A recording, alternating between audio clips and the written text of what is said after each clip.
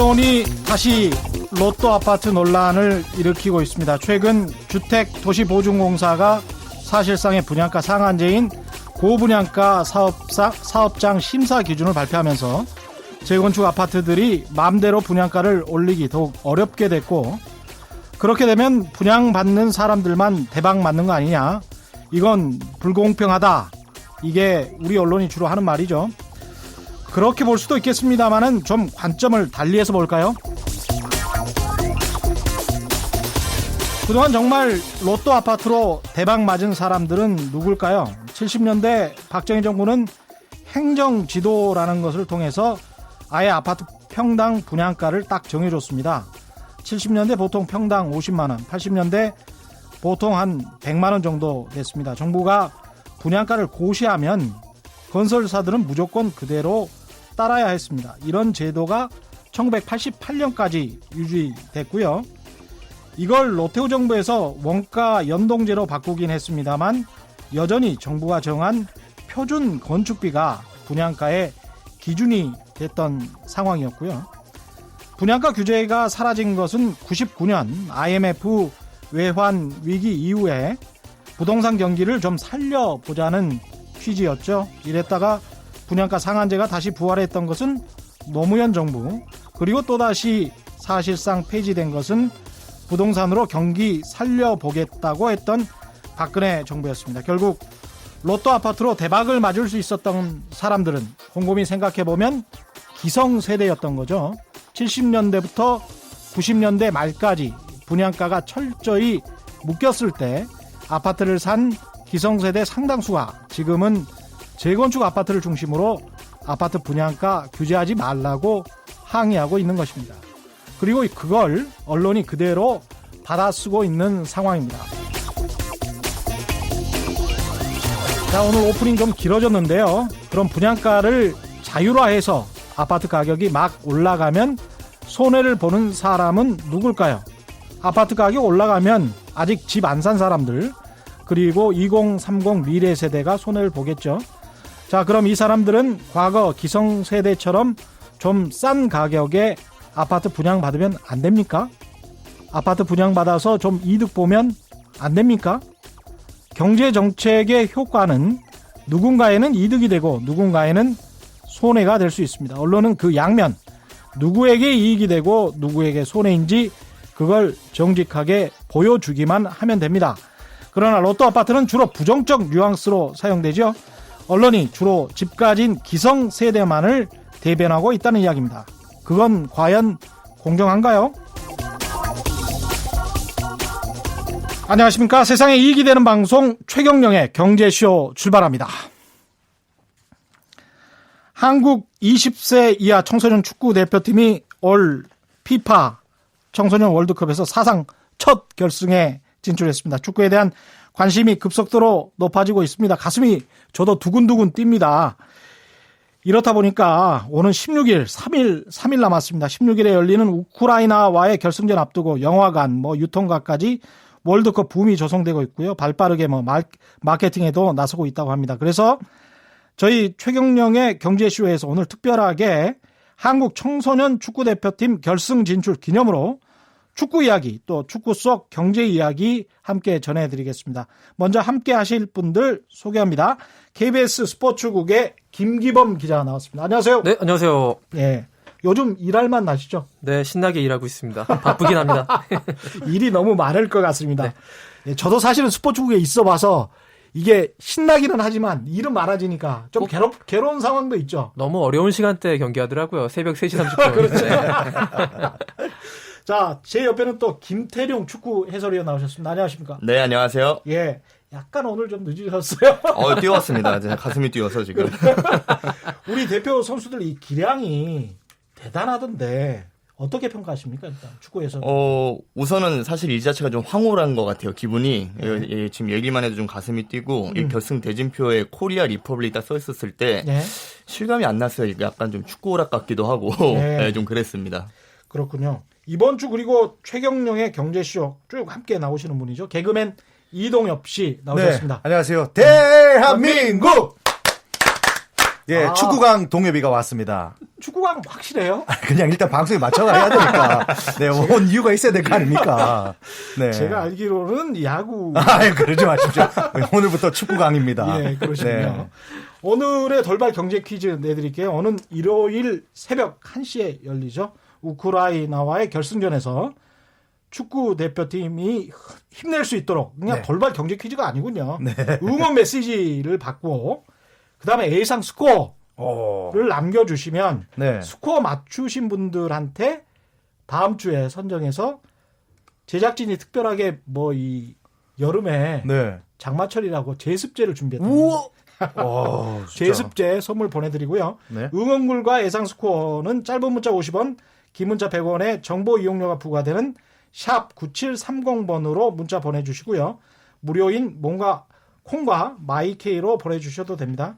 예, 말씀드린 대로 스코어 맞춰주신 분들 다음 주에 선정해서 제습제 보내드리겠습니다. 네, 경제 얘기 안 하고 축구.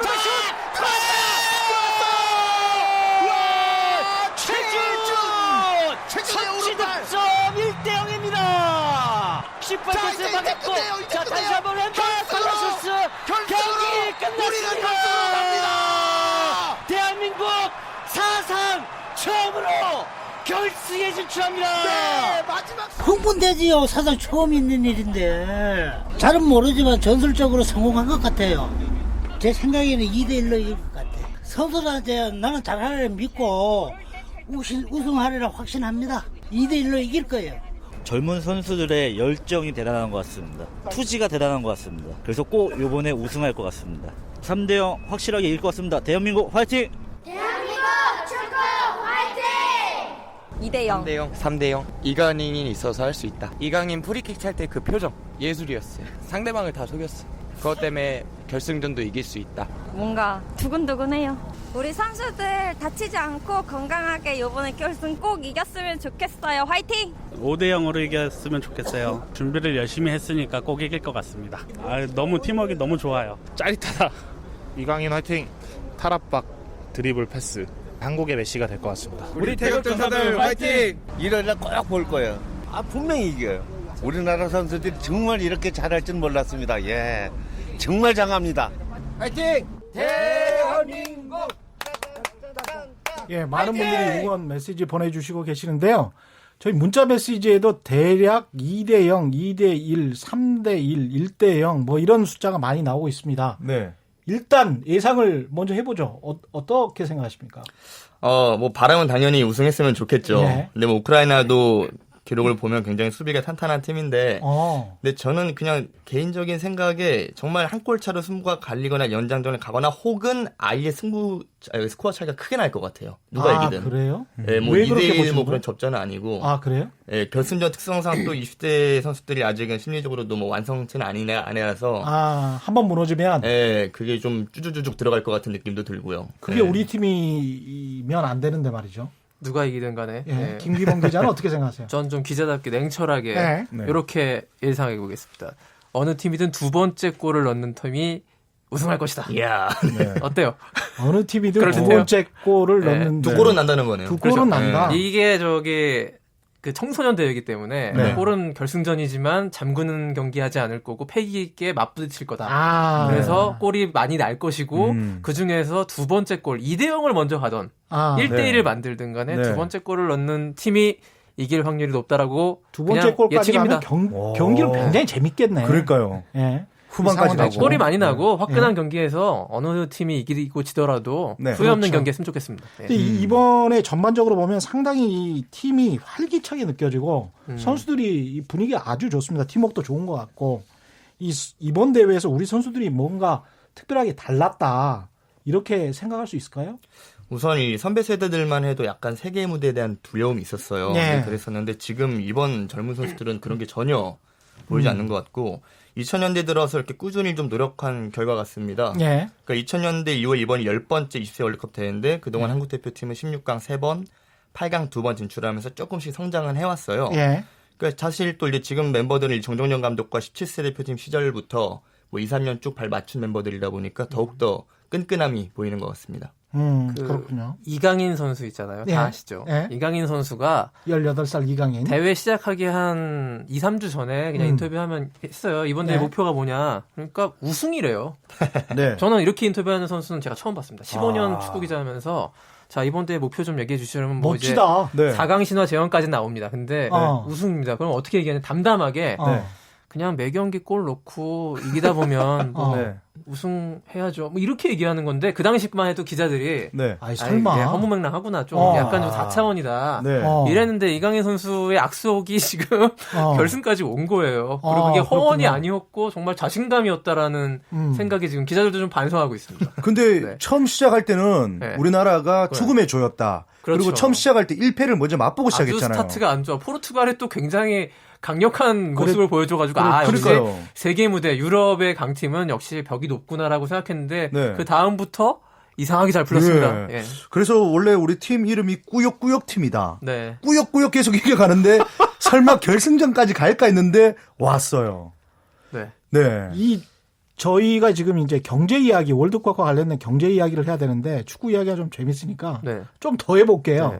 감독을 제가 전혀 못 봤던 분인데 이분 프로 선수 생활을 안 했던 분이라며? 이분이 그 프로축구 1부 리그에서 뛴 적이 없는 분이죠. 1부 리그에서 뛴 적도 없다. 네. 그러니까 완전히 무명신화인데 예전에 이거랑 비슷한 감독이 아마 김학범 감독 정도가 비교될 만한데요. 정말 무명의 신화를 이뤄낸 거고 유소년 축구 전문 지도자로 대한축구협회에서 근 10년 정도 오랫동안 실력을 갈고 닦은 분이 이제 빛을 본 거죠. 네. 유소년 전문 지도자이기 때문에 청소년 레벨의 축구에 대해서는 누구보다 국내에서 전문가고 이게 이름값이 중요한 게 아닌 겁니다. 이 감독 지도자 이런 거는 정말 공부하고 얼마나 노력했느냐 이게 결실을 맺고 있는 것 같아요. 사실 축구협회 전임 지도자를 좀 활동을 하다 보면은 아무래도 이제 그 현장에서는 인정도 받고 뭐 영상도 쌓아가기 때문에 프로팀에 대한 유혹이 되게 많아요. 실제로 정정용 감독도 이 프로 코치를 짧게 경험을 했었는데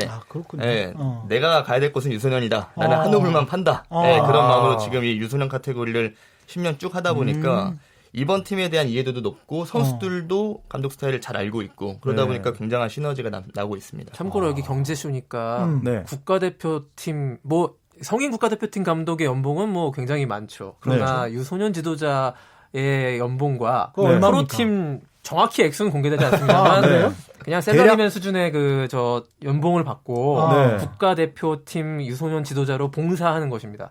그 중간중간에 숱한 프로팀의 러브콜이 있을 수 있고요.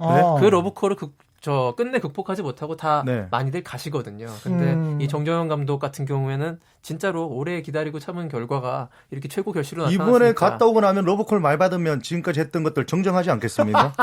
정정용으로 이렇게 이때까지 했던 것들은 다 죄송합니다. 그러면 제 액수로 정정할 것 같은데. 제 멘트를 정정해야 될 것 같습니다. 근데 이런 분들이 유소년 축구 대표팀에서 갑자기 나타났다는 것은 한국의 축구가 그래도 인프라가 좀 돼 있다. 저변이 좀 넓혀져 있다.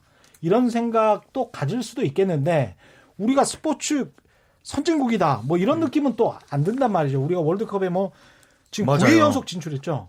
그렇죠. 네. 그런 상황인데 우리가 뭐 그 축구 하면 또 유럽 뭐 생각이 나고 유럽 생각하면 또 우리가 약간 좀 후진국인 것 같고 뭐 이런 생각인데 남미도 있고 그렇죠. 네. 우리는 스포츠 선진국입니까? 경제적으로 봤을 때는 어떻습니까? 아직까지 한국이 축구 강국이냐라고 물어보면 그렇진 않은 것 같아요. 근데 세계 축구를 리드하는 건 사실 뭐 유럽인데 2002년을 계기로 이제 한국과 일본이 중심이 되면서 아시아 축구가 한 단계 레벨업된 건 사실입니다. 그리고 또 2010년대 들어가면서 이제 자본과 과학과 시스템을 잘 갖춘 유럽 팀들의 발전 속도가 너무 빨라지니까 아시아랑 그게 더 벌어졌어요, 격차가. 근데 그렇다고 해서 한국이 엄청 약하나 또 그건 아닙니다. 현재 피파 랭킹이 37위인데 한 나라의 그 축구력을 기준으로 한다면 제 생각에는 37위 어느 정도 합당한 것 같습니다. 37위가 네. 그 월드컵이요. 32개국이만 출전한 나라잖아요. 저 대회잖아요. 실제로 근데 유럽에는 여기에 사실 우리보다 랭킹이 높은 나라인데도 못 나오는 팀들이 수두룩합니다. 그렇겠죠. 그러니까 저는 이게 우리가 축구 강국이냐 아니냐를 놓고 볼 때는 축구라는 종목은요. 이 스포츠의 수많은 종목 가운데서 가장 경쟁이 치열한 최고의 종목이 바로 축구거든요. 네. 야구, 네. 우리나라, 미국, 일본, 뭐 대만 정도입니다. 네. 다른 나라 안 해요. 맞아요. 근데 축구는 그 5대양 6대주 전부 다 하는 거예요. 그리고 축구를 못하는 나라는 없는 겁니다. 축구를 못하게 막는 나라도 없습니다. 그렇습니다. 공만 있으면 공간 제약 없이 다 할 수 있잖아요. 그렇죠. 아프리카의 그 빈민국도 축구는 다 잘하잖아요. 그렇죠. 열심히만 하면은. 그리고 굉장히 좀 진입장벽이 좀 낮은 상대적으로 스포츠고 공만 있으면 몸만 되니까. 있으면 축구만 있으면 되는. 네. 그렇기 때문에 축구의 글로벌한 경쟁이 너무나 치열하기 때문에 여기서 강국으로 가기 위해서는 단기간은 절대 안 되는 거죠. 우리가 생각해보니까 그러네. 네. 중국도 네. 엄청나게 투자를 하는데도 맞아요. 절대 우리나라를 못 넘어오잖아요. 그 중국이 안 됩니다. 네. 뭐 건드려서 안 되는 게 없는 나라인데 네. 축구만큼은 아직도 안 되잖아요. 안 되네. 근데 이렇게 우리나라는 이렇게 축구도 좋아하는 것 같고 한데 스포츠 팀은 그렇게 생각보다 각광을 많이 못 받는 듯한 느낌도 듭니다. 그 국내 프로축구 국내 팀이 프로축구 리그. 그게 아쉬운 점이죠. 이게 국가대표팀 할 때는 우리가 다 똘똘 뭉쳐가지고 경기도 보고 새벽에도 보고 하는데 정작 그런 프로 선수들을 키우기 위해서는 또 프로가 잘 돼야지 그렇죠. 저희가 한 단계 업그레이드 되지 않을까라는 생각이 드는데 아마 유럽의 라디오 방송에서 이 경제쇼 같은 프로그램이 있으면요. 네. 지난번에 유럽 챔피언스 리그 끝나고 아마 이런 식의 방송을 했을 수 있다고 봐요. 아. 거기는 이제 스포츠, 축구, 리그 이게 생활이고 너무나 많은 관심을 받고 있는 네. 그런 그 문화잖아요. 그렇죠. 근데 우리나라 축구 이야기만 하니까. 아직도 이 경제쇼에서는 우리나라 20세 이하 월드컵 대표팀이 결승에는 가야지 네. 그런 특집 프로그램이 편성될 수준이라는 거고 그게 우리나라 축구의 어떻게 보면은 현실이다. 현실이죠. 네. 그러네.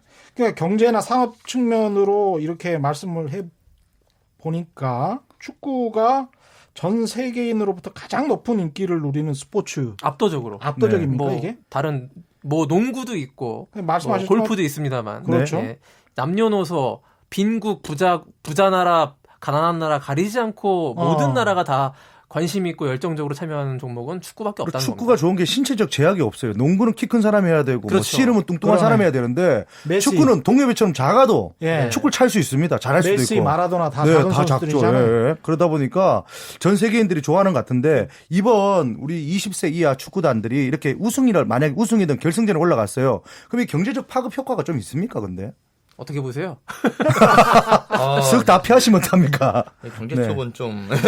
아니, 너무 잠을 못 자서 그 다음날에 일은 못 해가지고 경제적으로 부정적일 거는 같아. 자, 이게 경제적 파급 효과 일단요. 저 네. 이번 주말에 경제 네. 효과 확실하게 있는 거는 네. 치킨집, 네. 피자집, 네. 이게 불티나게 주문이 될 것이다. 일단 그리고 자영업 하시는 분들은 괜찮네요. 광화문과 시청 앞에 자영업자분들은 밤 네. 늦게까지 영업을 네. 하셔야 될 것 같고요. 네. 그때 거리 응원이 있습니다. 아, 있습니까, 이번에? 네, 이번에 광화문이랑 시청업 광장에서 지금 그 결정은 아직 안 났는데 지금 네. 축구협회와 서울시청 그리고 다 협의 중이에요. 네. 안 할 수가 없는 시간대고 이때까지는 새벽 3시 반에 8강전하고 4강전 해가지고 못했는데 네. 이번에는 새벽 1시거든요. 이 정도면 그리고 할수 토요일 있죠. 밤이에요. 네. 토요일에서 일요일 넘어가는 새벽 1시기 때문에 많은 분들이 잠 안 주무시고 맞아요. 네, 거리 응원 하실 수 있기 때문에 네. 이때 그런 거리 나가서 경제 뭐를 좀 팔아야겠네요. 예전에 그런 거 많이 네. 팔자 티도 팔고 네. 뭐 이렇게 좀 했던 기억이 있는데. 근데 그런 네. 이제 단기적 효과 말고 네. 우리가 장기적으로 보려면 이제 산업적으로 돼야 되는데 우리 생각해 보면 모자 같은 것도 있잖아요. 메이저리그 베이스볼 MLB 해가지고 무슨 상품이 나와서 네. 그걸 모자에도 받고 그렇죠. 옷에도 하고 그래서 심지어는 한국 사람들도 그걸 산단 말입니다. 네. 뭐 조금 산업효과 말씀드리자면 예. 국가대표팀 유니폼 예. 후원사가 이제 그 모사가 있는데 거기서 예. 발행하는 유니폼들이 좀 더 많이 팔릴 가능성은 충분히 있다고 보고 이 정도의 열기라면 2002년 한일 월드컵 당시 그 비더 레즈라고 써 있는 그 빨간색 티셔츠가 동대문에서 엄청나게 팔렸고요. 제가 저 개인적으로 아시는 동대문에서 네. 옷가게 하시는 분들이 네. 그 한 달, 두 달 기간 동안에 1년치 장사를 다 해보셨어요. 그럴 겁니다. 그 정도로 엄청난, 그때는 뭐 너무나 특이한 경우이긴 했습니다만, 예. 물론 U20 대회가 그 정도의 열기를 뿜어낼 수는 없습니다. 우리나라에서 열리는 대회도 아니고, 네. 저 새벽에 폴란드에서 하는 경기이기 때문에, 그러나 일단 축구 산업에 아주 긍정적인 시너지를 줄 것은 분명하고, 나아가서는 저는 이렇게 봐요. 저 U20 대회의 경제 효과는 U20 대회에 참가한 우리 국가대표 선수들이 국내 K리그에서 뛸 때 관중 동원 효과와 마케팅 효과가 분명히 있을 것입니다. 예. 그럴 가능성도 있네요. 네. 근데 0661님이 이런 문자 보내주셨습니다. 아니 최초로 올라간 나름 뭐 U20이라고 하지만 나름 월드컵 경기 결승인데 응원전을 협의를 해 이런 무식한 개념 없는 협회를 봤나 당연히 응원전해야지 뭐 이런 말씀을 하셨는데 제가 해명해 드리는 거 아니고요. 협회로 화살이 돌아갑니다. 이제 바로 축구협회 장소는 섭외를 해야 되니까 협의하는 게 맞고요. 그냥 당연히 모이는 거 아니었어요? 저는 그냥 가면 되는 줄 알았습니다. 서울시도 긍정적으로 검토하니까 너무 노여워하지 마시고요. 0661님께서 네. 그 마음 충분히 이해합니다. 이건 협의의 사항이 아니라 무조건 추진해야 될 사항 맞습니다. 그렇죠. 네, 이런 산업 같은 부분을 계속해서 좀 더 세계적으로 확대를 해보면 축구가 뭐 월드 스포츠이기 때문에 이적 시장이나 스폰서십 각종 지금 라이센스 우리가 지금 방송을 다 같이 보는 축구 중계를 다 같이 보는 라이센스 비용, 중계권료 이런 것들이 천문학적인 금액이 오가는 아주 거대한 산업이라 어느 정도 규모입니까 이게? 고려를 해야 됩니다. 이게 지금 뭐 전 세계적으로 2억 명 정도가 선수 뭐 아마추어 각급 카테고리 등록이 되어 있다고 하니까 2억 명. 축구 산업의 규모로만 따지면 이게 뭐 대략 한 5천억 달러 정도? 5천억? 네, 그렇게 추산이 된다고 하네요. 우리나라 돈 아니잖아요. 스포츠 산업의 40% 정도 차지한다고 하니까 축구가 대단한 거죠. 이게 축구 월드컵 조사해봤는데요. 2014년 브라질 월드컵에서 국제축구연맹 피파가 가져간 수익이요 4억 8천만 달러입니다. 이게 엄청나게 많은 돈이고요. 보통 이제 월드컵이랑 올림픽 비교들 많이 하시는데 정확하게 그쪽에서 다 수치 발표 안 해요. 사실은 그쪽도 굉장히 상업적인 집단이기 때문에. 근데 시청자 수 비교하면요. 월드컵이 3억 2천만 명으로 집계됐고요. 올림픽이 3억 5천만 명이니까 거의 이 시청자 수는 엇비슷하다고 볼 수 있는데 다만 월드컵은 축구라는 단일 종목이에요. 그러니까 이게 사실은 그리고 참가국도 32개국에 불과하고요. IOC 회원국은 다 나가지 않습니까? 올림픽은. 근데 32개국의 그들만의 어떻게 보면 그들만의 잔치인데도 불구하고 전 세계인의 축제가 될 수 있다는 것은 축구라는 종목이 갖고 있는 파워가 엄청나다고 볼 수 있죠. 그렇죠. 그러니까 스포츠를 통해서 또 그게 다른 부가 가치로 연결될 수 있는 가능성도 굉장히 높을 것 같습니다. 네, 맞습니다. 다른 뭐 옷이나 모자나 이런 이야기 했지만 유럽 같은 경우에 이제 단순 프로 축구팀이라기보다는 거의 뭐 글로벌 기업 수준이죠. 이들 클럽들의 연간 수익이 뭐 6천억, 7천억 원을 뭐 훌쩍 뛰어넘는다고 하고 연간 수익이 6천억, 이런 게 7천억. 있어요. BBC가 컨설팅 업체에 의뢰해가지고 구단의 가치 평가를 해봤습니다. 이거는 그냥 뭐 벌어들이는 돈 이런 거 숫자적으로 나온 게 아니라 BBC는 구단의 그런 것도 가치. 하는군요. 별거 다 하죠. 역시 큰 방송사입니다. 그래서 전체적으로 보면은 레알 마드리드가 우리 원으로 환산해가지고요. 4조 2,965억 원의 가치를 갖고 있대요. 4조 원. 시장 가치가 4조 원 정도 된다. 그렇죠. 레알 마드리드, 스페인의 대기업이네. 맨체스터 유나이티드 우리 박지성 선수 뛰었던 게 거의 근접한데 4조 2,700억 원 정도. 그다음에 독일의 바이에른 뮌헨, 바르셀로나, 맨체스터 시티 이 5개 팀은 정말 유명한 팀들 아닙니까?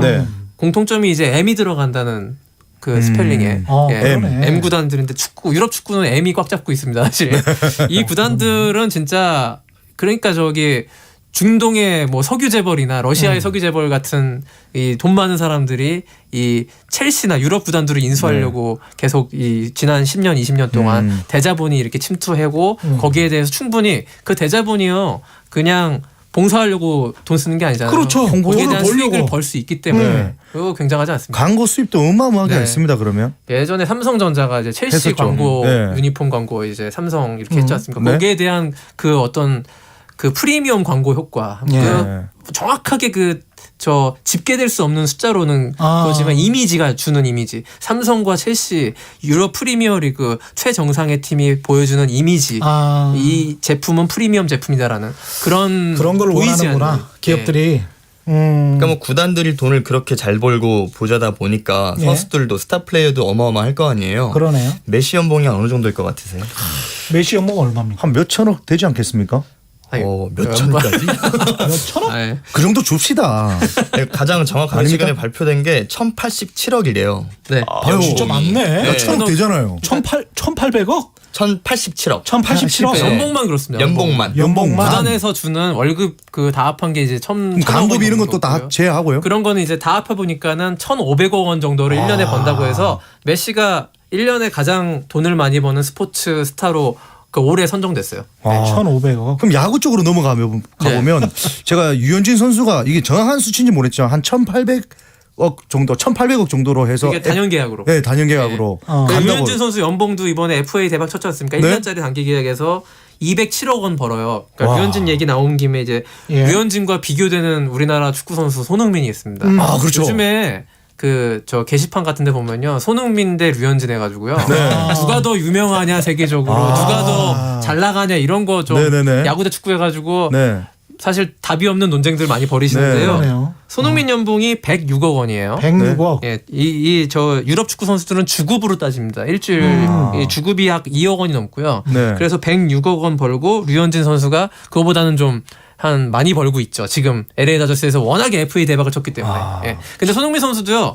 지금부터 대박을 칠 수 있는 조건이 유럽 챔피언스 리그에서 골을 넣고 결승까지 간 선수기 때문에 앞으로 만약에 팀을 이적하거나 이렇게 된다면은 훨씬 더 많은 연봉 200억이 넘을 수 있는 연봉이 충분히 가능하다고 저는 봅니다. 네. 주급 이야기하니까 갑자기 생각나는데 손흥민이나 뭐 류현진 선수 같은 경우는 열심히 일해가지고 정말 세계적인 스타가 돼서 그 정도 버는 건데 사실은 직업적으로 보면 한국의 국회의원이 제일 괜찮습니다.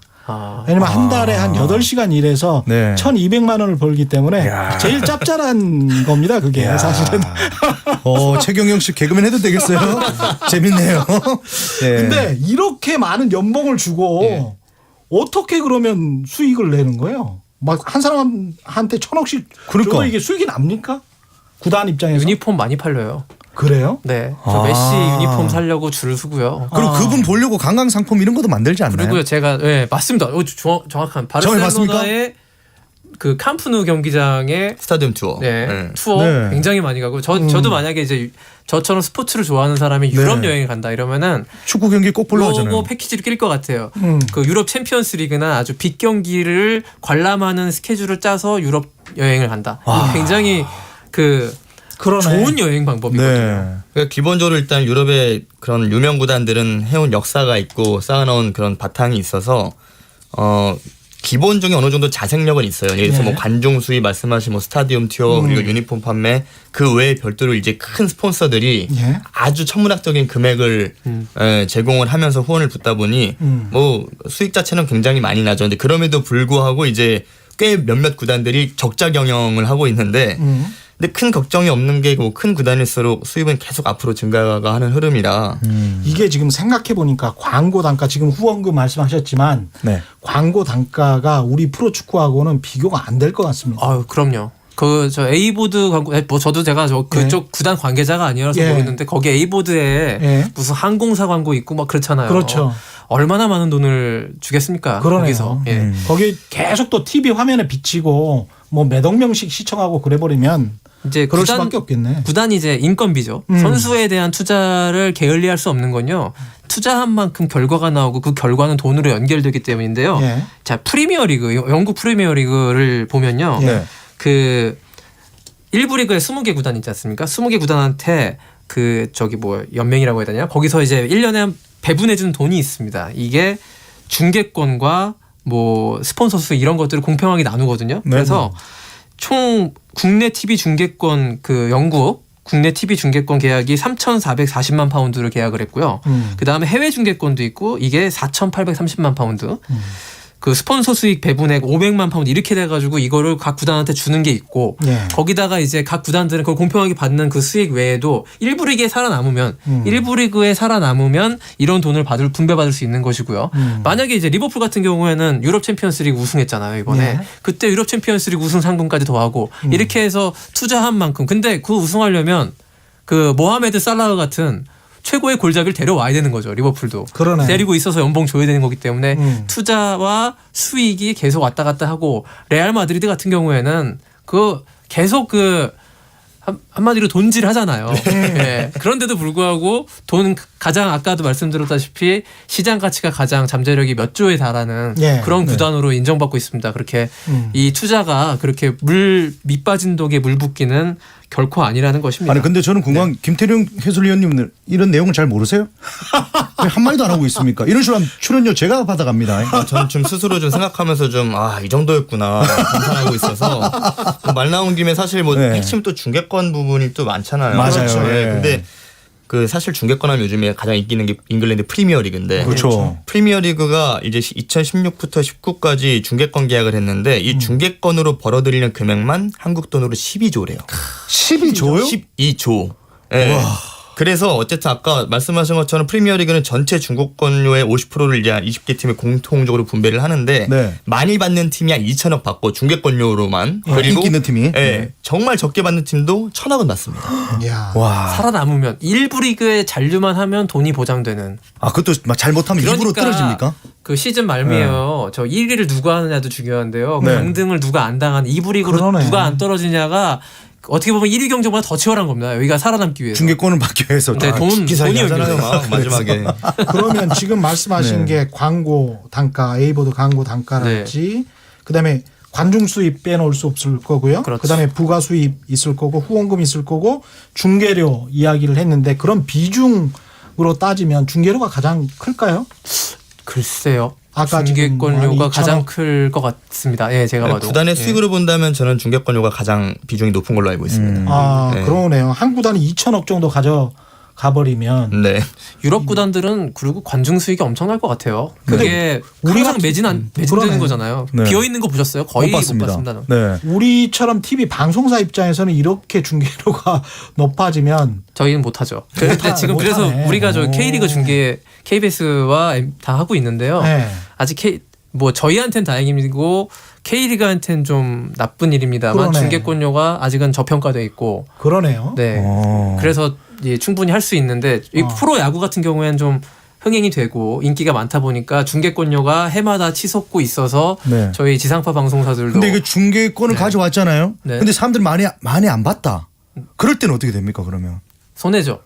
그냥 넘어갑니까 손해 보고? 근데 저게 그렇게 손해 근데 보는 이제 추세가 있으니까 환불해주고 이런 거 없습니까 시대? 추세가 있으니까 그 네. 추세를 보고 이제 중계권료를 협상을 하는 것이기 때문에 제가 이 얘기하는 이유는 이번에 올림픽인가요? 이 올림픽 중계권을 KBS랑 다 방송사에서 같이 협약해가지고 어떻게 구하려고 했는데 제2본부에서 덥석 이렇게 던졌다는 얘기 들었거든요.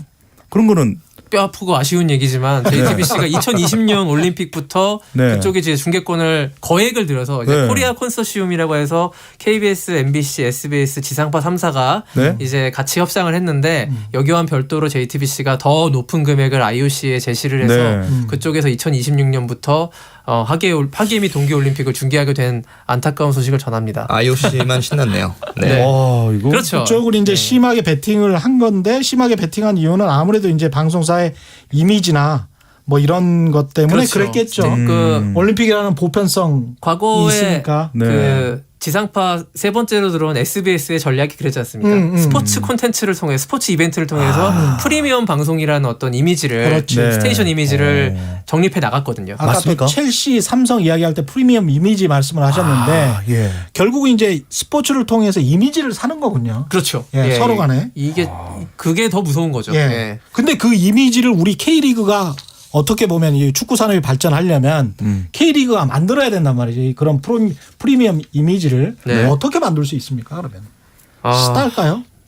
스타가 필요하고요. 예. 그거보다는 저는 이렇게 생각해요. 이미지로 따졌을 때는 관중석에 관중이 많아야 된다고 봅니다. 경기력도 경기력인데요. 그렇죠. 텅 빈 관중석이 TV 화면에 비치는 순간 저긴 더 가고 싶지 않은 곳이 되는 거예요. 그러네. 그러니까 이 관중 지역에서 관중을 잘 유치하는 것이 중요한데 그것이 무엇이냐 바로 지역 연고제. 지역 연고 서울은 서울, 부산은 부산, 대전은 대전. 이렇게 그 지역의 팬들을 많이 확보해서 그 지역 팬들이 우리 고장의 선수들이 나가서 경기한다. 응원해야지. 우리가 마치 국가대표팀을 우리 선수니까 응원하잖아요. 그거랑 똑같이 부산 시민들은 부산 아이파크 K리그 팀의 경기를 보러 가야 되는 거예요. 국가대표 이상으로. 근데 좀 웃긴 게 축구를 좋아하는데도 야구 경기장은 가도 축구 경기장은 저는 한 번도 안 가봤거든요. 왜 안 가시는 것 같으세요? 뭐 그러니까. 그렇게 TV로 볼 수 있는 걸 굳이 갈 필요가 있냐? 야구도 TV로 볼 수 근데 있잖아. 거기는 응원도 있고 뭔가 재밌음이 있더라고요. 정확하게 치어리더도 딱 있고. 야구장 가면 3시간 동안 아주 즐거운 볼거리가 많아요. 오락거리가 보장이 됩니다. 그래? 치킨 먹고 맥주 먹고 떡볶이도 먹고 치어리더가 응원 같이 하고 중계석에서 갑자기 화면 딱 잡혔을 때 뽀뽀만 한번 해도 선물 큰 거 타오고 뽀뽀도 할 수 있어. 축구 있어요? 그럼요. 근데 왜 안 가게 되죠? 저 중간에 키스타임은 농구도 있고 배구도 다 있습니까? 있긴 합니다만 그거 노리신 거 아니에요? 아니 결혼했습니다. 왜 이러세요? 몰랐습니다. 그래서 야구는 야구 나름대로의 어떤 재미, 한국적인 야구 응원 문화, 그 야구장 부산 지역 색깔도 사직구장을 있고, 세계에서 제일 큰 노래방이라고 그러거든요. 있거든요. 부산 갈매기 부르고 같이. 그렇죠. 예. 그런 어떤 한국 야구만의 콘텐츠 문화를 확립했는데 축구는 아직은 그 단계에 이르지 못했다라고 보여지고요. 그런 것들을 지금 노력을 통해서 메꿔 나가야 된다고 생각합니다. 예. 어떻게 보면 스포츠 종목의 특징, 경기의 특징일 수도 있겠습니다. 축구 같은 경우는 아주 집중적으로 봐야 되잖아요. 네네. 한순간 놓치면 그냥 그렇죠. 골이 나버리기 때문에 그걸로 끝나버리잖아요. 그래서 골이 말이 안 나눴어요. FC 서울이나 수원 삼성 같은 K리그 선도 구단들이 있는데 거기서 이제 치어리더를 도입해 봤어요. 결국 뭐 실패로 끝났습니다. 그게 잘 안 될 것 같아요. 종목적 특성과는 맞지가 않는다는 결론을 냈고. 근데 아까 축구장 한 번도 안 가보셨다 하셨잖아요. 근데 제 주위에도 꽤 많은 분들이 안 가보셨다가 막상 가보면은 이거 생각보다 재밌는데? 생각보다 재밌네. 네, 그런 분들이 많으세요. 그게 일단 직관의 묘미라고 실제로 이번 시즌 K리그가 3월에 개막을 항상 하는데 초반에 항상 반짝하다가 이제 가면 갈수록 이제 좀 관중도 떨어지는 흐름이 최근 몇 년 동안 지속됐거든요. 근데 올해는 다릅니다. 올해 이제 K리그가 올 시즌 현재까지 지금 한 평균 관중이 50% 정도 증가한 수치를 보이고 있는데 대구 같은 경우 이제 대구가 참 올해 그런 이슈의 중심이에요. 자기만의 정말 전용구장을 도심 지역에 하나 갖게 되면서 거의 뭐 7, 8경기 매진 행렬이 계속되고 엄청난 지금 문화가 형성이 됐어요. 그래서 지금 K리그 구단들이 대구를 좀 벤치마킹 하자 이런 분위기도 맞습니다. 형성이 되는데 대구가 아주 굉장히 좋은 사례들을 보여주고 있습니다. 그 대구의 사례가요. 아까 말씀드렸던 관중석이 비면 안 된다라는 거를 잘 지키는. 왜냐하면 대구 FC가 예전에 대구 월드컵 경기장이라고 해서 5만 명 이상 들어가는 엄청 초대형 경기장이 있었습니다. 그때 월드컵 했을 때 대구. 있어요. 거기서 아무리 K리그 경기를 해봤자 반의 반도 안 차는 겁니다. 그렇겠죠. 5만 명 매일 이렇게 어떻게 비어 있는 관중석 보면은 또 맥 빠지고 경기장 뭐 관중들 응원도 잘 안 들리고. 근데 그거를 이제 약 한 10,000명에서 15,000명 사이 정도의 규모의 전용 구장을 새로 지었어요. 그래서 이렇게 열기가 뜨거운 어떤 K리그의 모습을 보여줄 수가 있는 거죠. 작전 잘 짠 거죠. 요즘에 이런 추세로 전용 경기장을 새롭게 건축해서 작은 규모로 소규모로 가는 이런 추세가 이어지고 있습니다. 그러니까 선구조인 것 같아요. 경기장이 작으니까 집중도가 생기고 관중들은 더 열광하고 선수들은 신이 더 나고 그렇죠. 밖에서 보기에도 저거 재밌은 보이는데 그러다 보니까 보러 가고 그런 것들이 이제 선구조가 되는 반대로 것 같아요. 생각하자면요. 그럼 축구는 이제 악순환의 구조에서 아직 약간 벗어나지 못한 그런 느낌? 조금 이제 시간이 필요한 것 같아요. 시간이 필요한데 올해 지금 최근 2, 3년 동안 보여주는 변화들이 그래도 꽤 희망적이다. 축구 전체적으로요. K리그뿐 아니라 축구가 작년 이맘때부터 상승 곡선 그리고 있는 거 맞습니다. K리그도 포함해서요. 손흥민 선수의 지난 러시아 월드컵 독일전 쇠기골 그걸 기점으로 해가지고 우리가 독일을 이긴 어떤 그렇죠. 상징적인 사건 이후로 축구의 주가가 올라갔고 예전에 한 2, 3년 전까지만 해도 축구 A매치 국가대표 경기하면은 매진이 안 됐어요. 지금은 몇 경기 연속 서울 월드컵 경기장 6만 명이 넘는데 거기가 계속 매진되고 있거든요. 지금 흐름은 분명히 축구 쪽으로 왔다. 그리고 그 상대적으로 야구의 인기는 주춤하고 있다. 요것은 맞기 때문에 지금부터 이 축구 관계자, 축구 마케터들이 어떻게 열심히 하느냐에 따라서 달려 있습니다. 그 이야기 조금 이따가 더 해보고요. 오늘은 돌발 경제 퀴즈 대신에 응원 메시지. 오는 일요일 새벽 1시에 열리는 우크라이나와의 결승전에서 한국 청소년 축구 대표팀이 힘낼 수 있도록 응원 메시지를 받아보고 있습니다. 그리고 그 응원 메시지 글과 함께 결승전에서 예상 스코어까지 남겨주시면 스코어를 맞추시는 분들을 선정해서 선물을 다음 주에 드리겠습니다. 응원글과 예상 스코어는 짧은 문자 50원, 긴 문자 100원에 정보 이용료가 부과되는 샵 9730번으로 문자 보내주시거나 무료인 콩과 마이케이로 보내주시기 바랍니다. 보내주신 분들 가운데 스코어 맞추신 분들 선정해서 제습제 선물 보내드리겠습니다. 저는 또 궁금한 게 하나 있는데 물어봐도 됩니까? 저 유럽 쪽에서 뛰는 분들 있잖아요. 이강인 씨든 뭐 많잖아요. 손흥민 선수가. 근데 우리 국가대표로 데려오면 걔들이 돈을 주고 선수를 데려왔는데 국가대표한테 뺏겨버리면 그만큼 못 뛰는 거 아니에요? 경기나 이런 것들이. 그 A매치 기간이 있습니다. 그러니까 피파에서 지정한 그 A매치 기간에는 그 리그는 일단 중지를 하고요.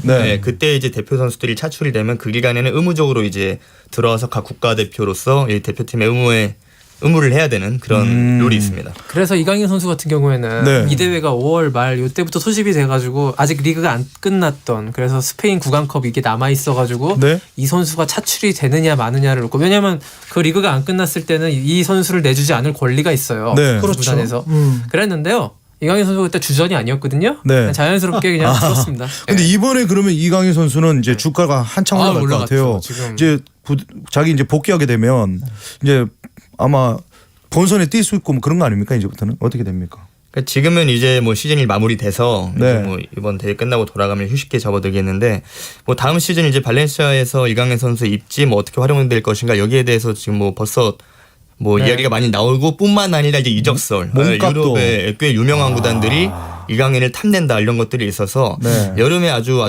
뜨거운 이슈가 될 것 같습니다. 이강인 선수는 뭐 이강인 선수 개인적으로는 아주 좋은 것이고 우리 K리그 입장에서 봤을 때는 이제 이강인 선수랑 별도란 말이죠.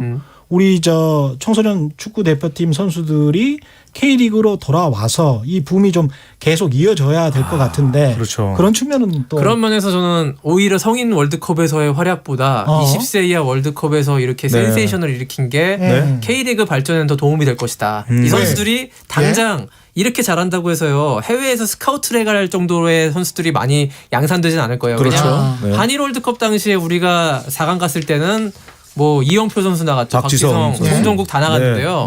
20세 이하죠. 지금 이 레벨에서는 그렇게까지 해외 스카우트들이 적극적인 구애를 하진 않을 것이고요. 이 선수들이 그대로 K리그로 와서 K리그의 어떤 구단의 한 선수가 조용욱 선수가 골을 넣었다 이러면 20세 이하 월드컵의 영웅이 골을 넣었으면 기자들이 기사를 쓸 것이고 관중들이 더 열광할 것이고 더 화제가 될 것이고 이게 K리그의 어떤 그 흥행과 화제성. 직결될 수 있는 요건이 오히려 20세 이하기 때문에 더 좋다. 앞으로 5년이고 10년이고 K리그에서 활약할 수 있는 선수들이 눈도장을 단단히 찍은 거죠. 저도 제가 조기 축구회 하고 있거든요.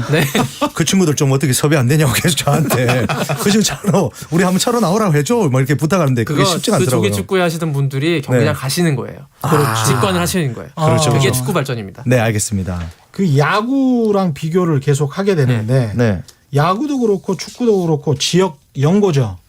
지역 연고인데 지금 스타 이야기, 화제성 이야기를 계속 하고 있습니다만은 야구를 떠올리면 지역 연고를 통해서 뭔가 스토리가 있단 말이죠.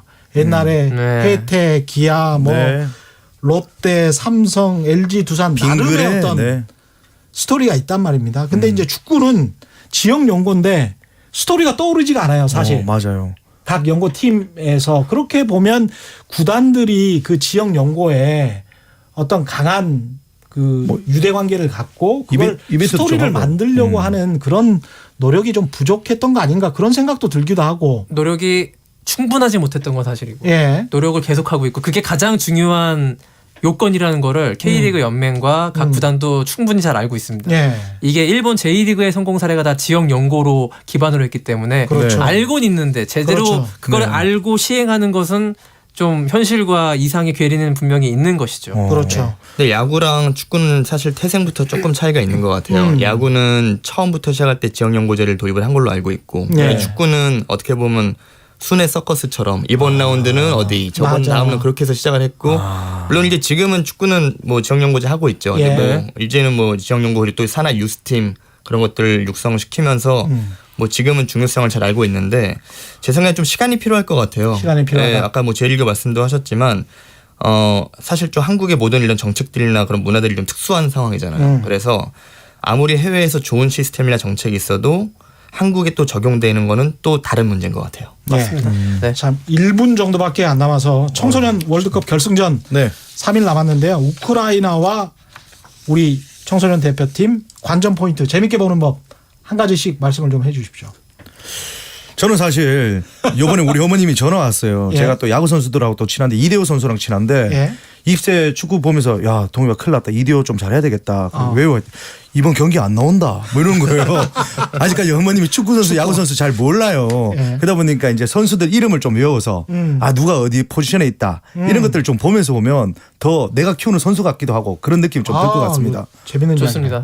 저도 비슷한 얘기 할게요.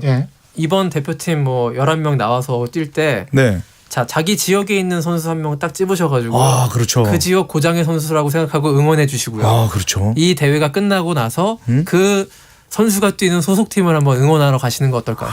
좋습니다. 김세룡 형. 예. 저는 그냥 이렇게 한번 말씀드리고 싶었어요. 경기하면 이 선수들 가끔 얼굴 포커스 크게 잡잖아요. 예. 표정을 한번 봐주세요.